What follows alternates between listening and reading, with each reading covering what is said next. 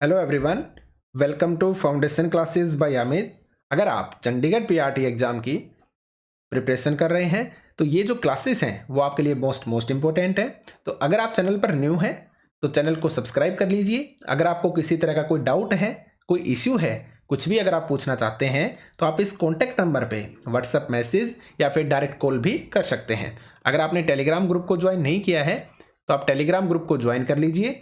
Telegram group को join करने का जो लिंक है वो आपको इस वीडियो के डिस्क्रिप्शन में मिल जाएगा। हमारी application foundation classes by Amit को अगर आपने डाउनलोड नहीं किया है तो आप एप्लीकेशन को डाउनलोड कर लीजिए। एप्लीकेशन को डाउनलोड करने का जो लिंक है वो भी आपको इसी वीडियो के डिस्क्रिप्शन में मिल जाएगा। तो चलिए आगे बढ़ते हैं।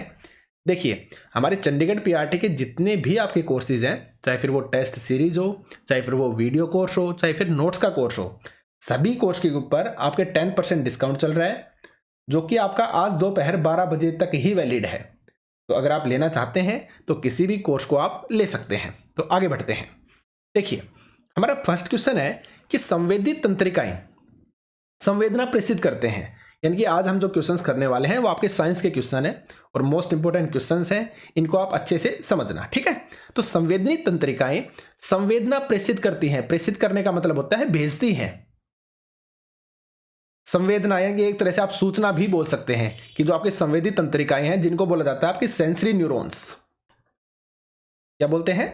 सेंसरी न्यूरॉन्स बोलते हैं, ठीक है। जो सेंसरी न्यूरॉन्स हैं वो जो सूचनाएं हैं, जो इंफॉर्मेशन है वो प्रेषित करती हैं किसको? मस्तिष्क को, मेरुरज्जु को, एक अंग से दूसरे अंग को, या फिर मस्तिष्क से पेशियों को, ठीक है। तो इसका जो करेक्ट आंसर आएगा ना वो आएगा आपका आंसर नंबर फर्स्ट। किसको भेजती हैं? आपके मस्तिष्क को भेजती हैं, ठीक है। आगे बढ़ते हैं। देखिए, एक्सप्लेनेशन को समझिए आप। मान लो ये कोई गर्म बर्तन है, तो नॉर्मल सी बात है, आपको अच्छे से पता है कि आप जैसे इसके हाथ लगाओगे आपको गर्म फील होगा, है ना। आपका हाथ जल जाएगा तो आप क्या करोगे? हाथ को हटा लोगे। लेकिन इसकी एक प्रोसेस होती है कि आपने हाथ को लगाया, आपको गर्म फील हुआ, उसके बाद आपने हाथ को हटाया, तो इसके पीछे एक प्रोसेस है। तो मैं उसके बारे में आपको समझाना चाहता हूं, ठीक है। जैसे ही आपने इस गर्म बर्तन के हाथ लगाया तो आपकी जो स्किन है उसने ग्रहण किया, क्योंकि त्वचा में घ्राई हुआ। घ्राई का मतलब होता है ग्रहण करना। क्या घ्राई किया? उष्मा को, यानी कि दर्द को, यानी कि आपका हाथ जला, ठीक है। तो जो ये सूचना है ना, जो ये इंफॉर्मेशन है, ये आपके जो संवेदी तंत्रिका कोशिका है, जिसको मैंने क्या बोला है? Sensory neurons. जो सेंसरी न्यूरॉन है इनके माध्यम से, इस तरह से देखिए तीर का निशान आपको दिख रहा है, इस तरह से जो ये सूचना है ये आपकी कहां पर पहुंचती है? यहां पे। ये आपका मेरुरज्जु है, जहां पे आपकी जितनी भी तंत्रिकाएं कोशिकाएं ना उनका बंडल इकट्ठा होता है, तो मेरुरज्जु तक पहुंचती है और यहीं से ये आगे मस्तिष्क की तरफ भी संदेश जाता है, ठीक है। लेकिन मेरुरज्जु के पास से ही काफी ऐसी आपकी चीजें होती हैं, जैसे इसको मैं क्या बोलूं? प्रतिवर्ती क्रिया बोलूंगा। प्रतिवर्ती क्रिया का मतलब हो गया आपका रिफ्लेक्सिव एक्शन, जो अचानक से होते हैं आपके, ठीक है ना। तो इनके लिए आपकी मस्तिष्क की ज्यादा जरूरत नहीं पड़ती, लेकिन फिर भी जो ये इंफॉर्मेशन है, जो संदेश है, वो आपके आगे भी जाते हैं, लेकिन मेरुरज्जु के पास से ही। तो ये सूचना है, जो ये इंफॉर्मेशन है, किसके द्वारा? प्रेरक तंत्रिका कोशिकाओं के द्वारा, जिसको मैं बोलूंगा मोटर न्यूरॉन्स। क्या बोलूंगा? Motor neurons. मोटर न्यूरॉन्स के द्वारा वापस जो ये इंफॉर्मेशन है किसके पास भेजी जाती है? आपकी भुजाओं के पास, यानी कि आपके हाथ के पास जो आपका कार्य कर रहा है, ये जो पेशियां हैं इन पेशियों के पास भेजी जाती है। और जैसे ही इनके पास पहुंचती है आप क्या करते हो? अचानक से अपने हाथ को हटा लेते हो। क्यों? क्योंकि आपको पता चल गया कि हाथ लगाने से आपको क्या महसूस हो रहा है? आपको दर्द महसूस हो रहा है, आपको उष्मा महसूस हो रही है, ठीक है। तो इसको बोलते हैं हम। तो ये आपकी संवेदी तंत्रिका कोशिका हो गई, ये आपका मेरुरज्जु हो गया, और ये हो गई आपकी प्रेरक तंत्रिका कोशिका, मोटर न्यूरॉन्स। समझ गए आप? तो यहां पे मैंने क्वेश्चन आपसे क्या पूछा था कि संवेदी तंत्रिकाएं संवेदना प्रेषित करती हैं किसको? मस्तिष्क को, मेरुरज्जु को, एक अंग से दूसरे अंग को, और मस्तिष्क से पेशियों को। तो करेक्ट आंसर क्या आएगा? आंसर नंबर फर्स्ट आएगा। मस्तिष्क जो है उस तक भी आपकी जो सूचनाएं हैं वो भेजी जाती हैं, ठीक है, याद रखिएगा। अब आगे बढ़ते हैं। पादप हार्मोन जो पौधों की वृद्धि को रोकता है, पौधों की वृद्धि को रोकने वाला जो पादप हार्मोन है उसका नाम बताइए। देखिए ऑप्शंस को आप, ऑक्सिन है, साइटोकाइनिन है, जिब्रेलिन है, और एब्सिसिक अम्ल है। तो इसका जो करेक्ट आंसर आएगा ना वो आएगा आपका आंसर नंबर डी।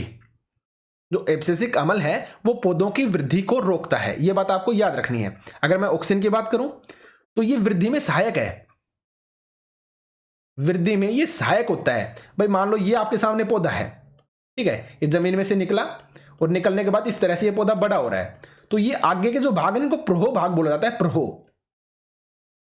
तो जो आपका ऑक्सीन होता है ना, ये जो प्रोहो भाग है यहां पे होता है, और जो क्या करता है आपके जो पौधे हैं उनकी वृद्धि के अंदर उनकी लंबाई को बढ़ाने में क्या होता है आपका सहायक होता है ऑक्सीन। ठीक है, एक होता है आपका जिब्रेलिन।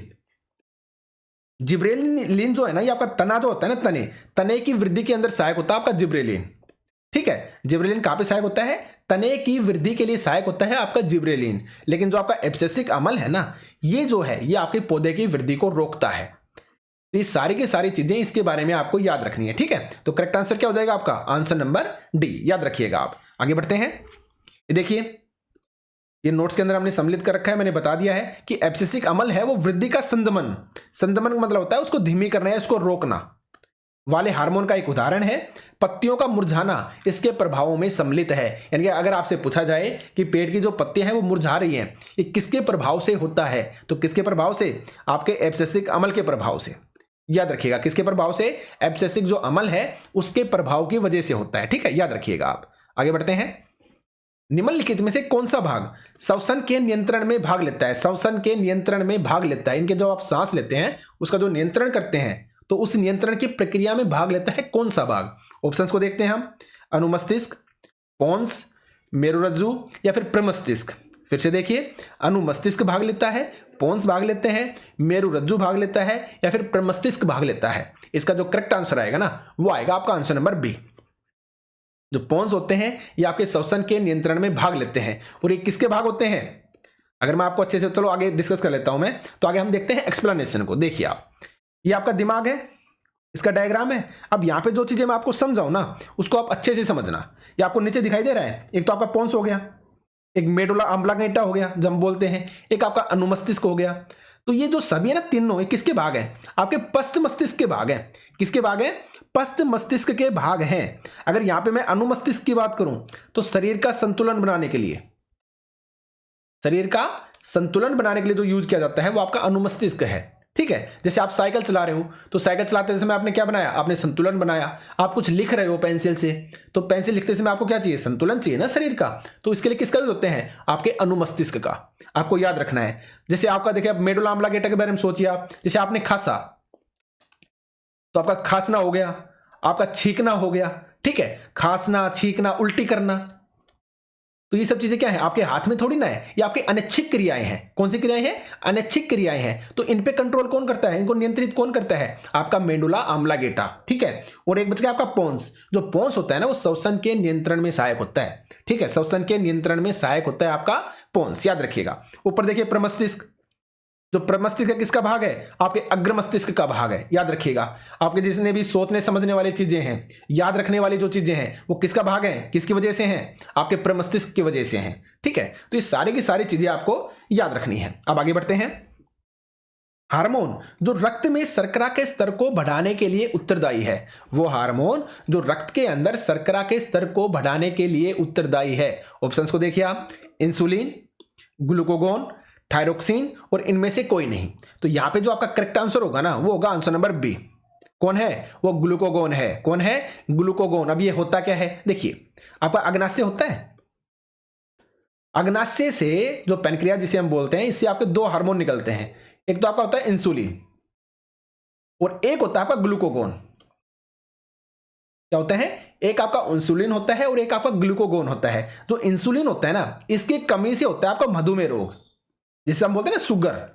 कौन सा रोग होता है, आपका मधुमेह रोग होता है। जब शरीर के अंदर शर्करा का स्तर बहुत ज्यादा बढ़ जाता है ना, यानी कि आपके शरीर के अंदर जो ग्लूकोज है, ग्लूकोज को हम शर्करा भी बोल देते हैं ना, उसकी मात्रा जब बहुत ज्यादा बढ़ जाती है ना तो क्या हो जाएगा, आपको मधुमेह रोग हो जाएगा। क्यों, अगर आपका इंसुलिन जो हार्मोन है वो काम नहीं कर रहा, तो अगर ये इंसुलिन हार्मोन है, ये अगर आपका काम नहीं करेगा तो आपके शरीर के अंदर जो शर्करा है उसका स्तर बढ़ जाएगा और जिसकी वजह से क्या होगा, आपको मधुमेह रोग हो जाएगा। तो जो इंसुलिन है ना, ये क्या करता है, शर्करा के स्तर को कम करता है। क्या करता है, शर्करा के स्तर को कम करता है। लेकिन यहां पे मैंने ये पूछा है कि रक्त में शर्करा के स्तर को बढ़ाने के लिए कौन उत्तरदायी है, तो उसके लिए होता है आपका ग्लूकागोन। भाई काफी बार ऐसी सिचुएशन भी तो होगी ना, भाई लोगों को क्या हो, जो व्यक्ति है उसको मधुमेह रोग नहीं है लेकिन उसके शरीर में शर्करा की कमी है, तो जब ज्यादा कमी हो जाती है ना तब ग्लूकागोन को काम करना पड़ता है। और ये क्या करता है, ये शरीर के अंदर शर्करा की जो कमी है, जो स्तर है, उसको बढ़ा देगा। ठीक है, तो इंसुलिन जो है वो शर्करा के स्तर को कम करता है, यानी कि आपका मधुमेह रोग नहीं होने देता। मधुमेह रोग में क्या होता है, आपके शरीर में जो शुगर है वो बढ़ जाती है ना, तो उस शुगर को कम कर देता है आपका इंसुलिन, यानी कि शर्करा को स्तर को कम करने के लिए इंसुलिन काम करेगा। और अगर आपको शर्करा का स्तर बढ़ाना है तो कौन काम करेगा, आपका ग्लूकागोन काम करेगा। समझ गए आप? तो यहां पे मैंने उल्टा क्वेश्चन पूछ लिया था, क्योंकि मुझे पता था मैक्सिमम लोग इंसुलिन को आंसर देंगे, तो इसलिए मैंने पूछा हार्मोन जो रक्त में शर्करा के स्तर को बढ़ाने के लिए उत्तरदायी है वो कौन सा है, आपका ग्लूकागोन है। इस बात को आप याद रखिएगा। आगे एक्सप्लेनेशन को देखते हैं हम कि उपचार के रूप में वे इंसुलिन का इंजेक्शन भी ले रहे हैं। ये शुगर के बारे में बात की गई है, जो आपका मधुमेह रोग है ना उसके बारे में है ये एक्सप्लेनेशन। तो यह एक हार्मोन है, कौन सा, इंसुलिन, जिसका उत्पादन अग्नाशय में होता है और जो रुधिर में शर्करा के स्तर को नियंत्रित करने में सहायता करता है। नियंत्रित कैसे करेगा, शर्करा के स्तर को कम कर देगा। क्यों? क्योंकि व्यक्ति को मधुमेह रोग हो गया, तो मधुमेह रोग उसी व्यक्ति को होता है जिसका जो इंसुलिन हार्मोन है वो सही तरीके से काम नहीं करता, क्योंकि इंसुलिन हार्मोन का काम है शर्करा के स्तर को कम करना। ठीक है, तो यदि यह उचित मात्रा में स्रावित नहीं होगा ना तो रुधिर में शर्करा का स्तर बढ़ जाएगा और कई हानिकारक प्रभाव का कारण ये बन सकता है। अब आप समझ गए होंगे आसानी से। आगे बढ़ते हैं।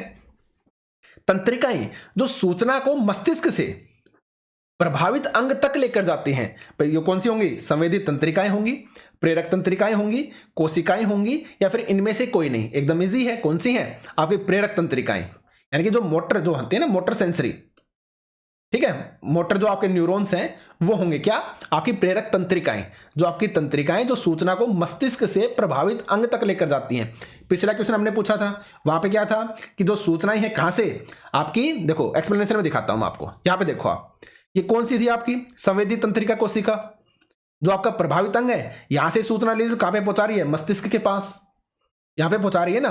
तो अब यहां पे बात की गई है मस्तिष्क से जो सूचना है ना वो प्रभावित अंग तक कैसे पहुंचती है, तो वो पहुंचती है आपकी किसके, प्रेरक तंत्रिका कोशिका की सहायता से। ठीक है, और वैसे तो देखो मैंने वहां पे क्या बताया था कि जो सूचना होती है ना वो यहां से तुरंत रिएक्ट करके वापस भी चल देती है प्रेरक तंत्रिका कोशिका के माध्यम से आपके प्रभावित अंग तक, लेकिन आगे मस्तिष्क के पास भी सूचना कहीं ना कहीं पहुंचती है। तो जब मस्तिष्क वापस सूचना पहुंचाता है तो प्रेरक तंत्रिका कोशिका के जरिए ही पहुंचाता है, लेकिन ये जो प्रोसेस है ना ये आपकी स्लो होती है, स्लो प्रोसेस होती है। तो इसलिए जो काफी ऐसी सिचुएशन होंगी जहां पे आपके मस्तिष्क की ज्यादा जरूरत नहीं होती है, तो वहां पे जो मेरुरज्जु है ना, यहीं से जो आपकी इंफॉर्मेशन है, जो सूचना है, वो आपकी डायरेक्ट प्रेरक तंत्रिका कोशिका के माध्यम से प्रभावित अंग तक पहुंच जाती है। लेकिन रोल तो कहीं ना कहीं किसका है, मस्तिष्क का भी है, तो इसलिए बोला गया है। ये आपको समझ में आ गया होगा। ठीक है, अब आगे बढ़ते हैं, नेक्स्ट चलते हैं हम। मस्तिष्क का कौन सा भाग बुद्धिमत्ता का स्थल केंद्र है, मस्तिष्क का कौन सा भाग बुद्धिमत्ता का स्थल केंद्र है, यानी कि जो आपके सोचने समझने के लिए, इसके लिए सोचने समझने के लिए, आपकी किसके लिए, सोचने समझने वाली ताकत हो गई आपकी जो सीखने का तरीका है, सीखने वाली चीजें हो गई आपकी, तो इनके लिए आपका उत्तरदायी है, ये आपसे पूछा गया है। तो इसके लिए आप देखिए ऑप्शंस को देखिए, आपका अनुमस्तिष्क है, अनुमस्तिष्क, या फिर प्रमस्तिष्क है, या फिर मेरुरज्जु है, या फिर पोन्स है। तो इसका जो करेक्ट आंसर क्या आएगा आपका, इसका जो करेक्ट आंसर आएगा वो आएगा आपका आंसर नंबर बी। क्या है, प्रमस्तिष्क वो है हिस्सा जो आपके बुद्धिमत्ता का स्थल केंद्र है। और मैंने बताया था प्रमस्तिष्क किसका भाग होता है, आपके अग्र मस्तिष्क का। जो प्रमस्तिष्क किसका भाग होता है, आपके अग्र मस्तिष्क का। तो चलिए एक्सप्लेनेशन को देख लेते हैं हम। देखिए आप यहां पे, ये प्रमस्तिष्क है, इसका भाग मैंने बताया अग्र मस्तिष्क का, और ये किस किस के लिए, आपकी सोचने विचारने की जो शक्ति है, किसकी, सोचने विचारने की शक्ति, आपकी भावनाओं के बारे में, सीखने के बारे में, यानी कि एक तरह से जो कंप्लीट आपकी बुद्धि है, बुद्धिमत्ता है, उसका स्थल केंद्र होता है आपका प्रमस्तिष्क। ये चीजें आपको अच्छे से याद रखी हैं। ठीक है, और एक तरह से आप ये बोल सकते हो जो अग्र मस्तिष्क है वो आपकी जो इच्छिक क्रियाएं ना, इच्छिक क्रियाओं का केंद्र भी आप इसको बोल सकते हो। किसको, इच्छिक क्रियाओं का केंद्र, जैसे आपका देखना हो गया, सूंघना हो गया, ठीक है, दर्द, गर्म, ठंडा, स्पर्श की संवेदना हो गई, इनका केंद्र पूछा जाए तो भी आप क्या बताओगे, प्रमस्तिष्क बताओगे। किसको बताओगे, प्रमस्तिष्क को ही बताओगे। और अगर अनैच्छिक क्रिया का अगर आपसे पूछा जाता है कि अनैच्छिक क्रियाओं के लिए कौन है, तो कौन होता है आपका मेडुला ऑब्लांगेटा। कौन, मेडुला ऑब्लांगेटा। तो जब ऐच्छिक क्रियाओं के बारे में बात है ना, तो आपके प्रमस्तिष्क भी सही है और अग्र मस्तिष्क भी सही है, क्योंकि प्रमस्तिष्क किसका भाग है, आपके अग्र मस्तिष्क का ही तो भाग है, इस वजह से। ठीक है, लेकिन अगर अनैच्छिक क्रियाओं की बात की जाती है तो आपका क्या आएगा, मेडुला ऑब्लांगेटा। तो अनुमस्तिष्क में डिस्कस कर चुका हूं आपके साथ अच्छे से, और पोन्स के बारे में भी मैं डिस्कस कर चुका हूं, ठीक है, इसी वीडियो के अंदर। अब आगे बढ़ते हैं। तो इसका आंसर आप समझ गए ना, इसका करेक्ट आंसर क्या आएगा आपका? आंसर नंबर बी हो जाएगा, बुद्धिमत्ता का स्थल केंद्र। अब आगे बढ़ते हैं, ठीक है, एक्सप्लेनेशन हो गई आपकी। आगे चलिए। निम्नलिखित में से कौन सा व्यक्ति रक्तदान नहीं कर सकता? निम्नलिखित में से कौन सा व्यक्ति रक्तदान नहीं भाई, यहां पे आएगा आपका नेत्रदान, ठीक है, ये थोड़ी सी क्वेरी है, इसको आप सोल्व कर लेना, करेक्शन कर लेना। कौन सा व्यक्ति है जो नेत्रदान नहीं कर सकता है? मधुमेह से ग्रस्त व्यक्ति, उच्च रक्तचाप से ग्रस्त व्यक्ति, मोतियाबिंद का ऑपरेशन करवा चुका व्यक्ति, या फिर रेबीज से ग्रसित व्यक्ति। निम्नलिखित में से कौन सा वो व्यक्ति है जो आपका नेत्रदान नहीं कर सकता है? तो देखिए, इसका जो करेक्ट आंसर आएगा ना, वो आपका आंसर नंबर डी आएगा। क्या आएगा? Answer number D. अगर किसी व्यक्ति को रेबीज है, अगर किसी व्यक्ति को एड्स है, अगर किसी व्यक्ति को हेपेटाइटिस है, ठीक है, अगर किसी व्यक्ति को हेपेटाइटिस है, तो ये सब वो तरीके हैं, अगर इन सब में से कोई ना कोई बीमारी अगर व्यक्ति को है, तो वो आपका नेत्रदान नहीं कर सकता है। अगर किसी व्यक्ति को शुगर है, कोई दिक्कत नहीं है, वो नेत्रदान कर पाएगा। अगर किसी व्यक्ति को बीपी की प्रॉब्लम है, वो आराम से जो नेत्रदान है उसको कर पाएगा। अगर किसी व्यक्ति को मोतियाबिंद का ऑपरेशन करवा चुका है, यानी कि मोतियाबिंद उसको है नहीं, उसका ऑपरेशन करवा के वो ठीक हो चुका, तो अगर कोई ऐसा व्यक्ति है ना, तो वो भी आपका नेत्रदान कर सकता है। लेकिन कौन नहीं कर सकता? रेबीज वाला व्यक्ति। जिसको रेबीज है वो नेत्रदान नहीं कर पाएगा, जिसको एड्स है वो नेत्रदान नहीं कर पाएगा, किसी को हेपेटाइटिस है वो नेत्रदान नहीं कर पाएगा। इसके अलावा भी काफी चीजें हैं, ठीक है, जो हमने कोर्स में अच्छे से डिस्कस कर रखी हैं वीडियो के अंदर। आगे बढ़ते हैं। अब बात करते हैं हाइपरमेट्रोपिया। यहां पे बीच में वायु हो रहेगा भाई। हाइपरमेट्रोपिया किसे कहते हैं? हाइपरमेट्रोपिया किसे कहते हैं? HYPERMETRO, मेट्रो और पिया। हाइपरमेट्रोपिया किसे कहते हैं? तो देखिए, निकट दृष्टि दोष होता है उसको बोलते हैं, दीर्घ दृष्टि दोष होता है उसको बोलते हैं, जरा दूरदृष्टिता होती है उसको बोलते हैं, या फिर इनमें से कोई नहीं। तो यहां पे जो आपका करेक्ट आंसर क्या आएगा? दीर्घ दृष्टि दोष। जो निकट दृष्टि दोष होता है उसको बोलते हैं मायोपिया। मायोपिया, ठीक है, मायोपिया, MYOPIA, मायोपिया। जिसको मायोपिया है, या कि निकट दृष्टि दोष के बारे में बात हो रही है, जिसको दीर्घ दृष्टि दोष है उसको बोलते हैं हम हाइपरमेट्रोपिया। हाइपरमेट्रोपिया। और जिसको जरा दृष्टि दोष है ना, दूरदृष्टि दोष है, उसको हम क्या बोलते हैं? प्रेस बायोपिया। प्रेस बायोपिया, ठीक है, इसको बोला जाता है प्रेस बायोपिया। तो करेक्ट आंसर क्या हो जाएगा आपका? आंसर नंबर बी हो जाएगा। और यहां पे ये भी याद रखिएगा कि निकट दृष्टि दोष है तो किसके द्वारा इसको सही करते हैं हम? अवतल लेंस का यूज करके। अवतल लेंस का यूज करके आप जो निकट दृष्टि दोष है उसको सही कर सकते हैं। अगर आपको दीर्घ दृष्टि दोष है तो आप यूज करेंगे उत्तल लेंस का। उत्तल लेंस का यूज करके आप जो दीर्घ दृष्टि दोष है उसको आप दूर कर सकते हैं। इस चीज को भी आप याद रखिएगा। आगे बढ़ते हैं, देखिए एक्सप्लेनेशन को, कि प्रमुख रूप से 3 सामान्य अपवर्तन दोष होते हैं। कौन कौन से? निकट दृष्टि दोष जिसे मायोपिया बोलते हैं, दीर्घ दृष्टि दोष जिसे हाइपरमेट्रोपिया बोलते हैं, और जरा दूरदृष्टिता जिसे हम प्रेस बायोपिया बोलते हैं। प्रेस बायोपिया। तो आप ये चीजें याद रख सकते हैं, ठीक है। तो देखिए, ये आपका आज का सेशन था जिसमें हमने आपके जो साइंस है उसके MCQ क्वेश्चंस को डिस्कस किया है। तो जल्दी ही मिलते हैं नेक्स्ट सेशन के अंदर। इन चीजों को आप बार बार रिवाइज कीजिए, ठीक है। Thank you.